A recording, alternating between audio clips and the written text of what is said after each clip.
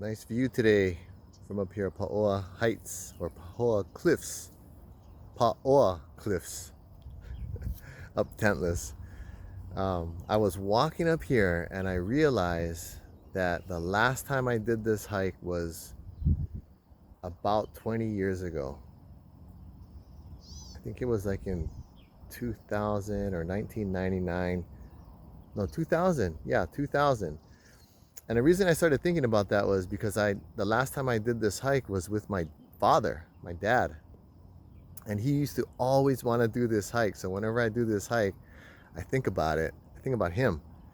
And he died. So he would always want to do this hike.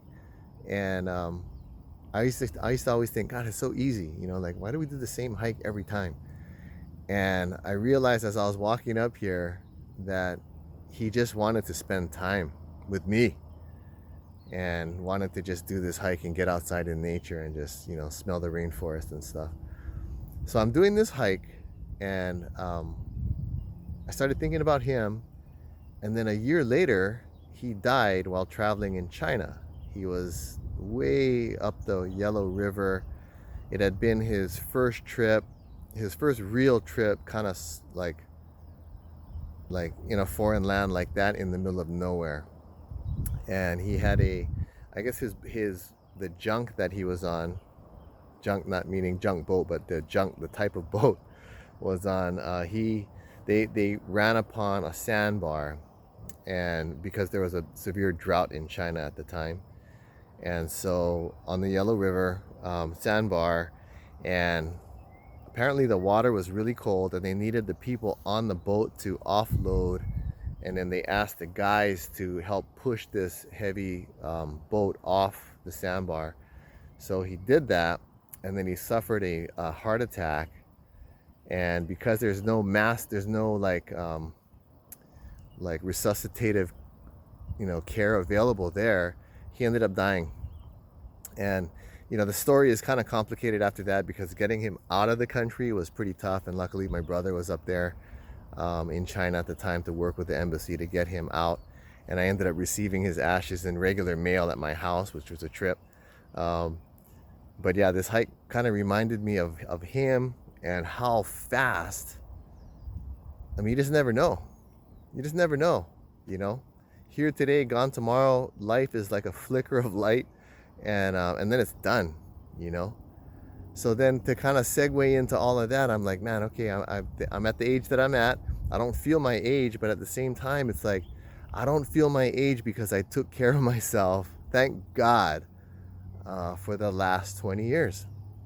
Because prior to starting Herbalife, and this is like a shameless plug, but this is the truth. Before starting Herbalife, I was 205 pounds and thinking I had a thyroid problem, and I couldn't like get in shape. Like I was trying everything, and that was 20 years ago. And because I started taking care of my nutrition, that allowed me to have better energy, to have a more active lifestyle, which kind of compounded over time. It's just part of my life now to do stuff all the time, active stuff, and it's a blessing, man, to be able to just like strap on shoes and go for a solid hike, and and then go do jujitsu in the afternoon and ride motorcycle around and travel and do all kinds of roam the planet, roam the planet, enjoy every green leaf and the light that the sun is shining on it. Enjoy all of it. The feeling of the breeze and it's steaming hot.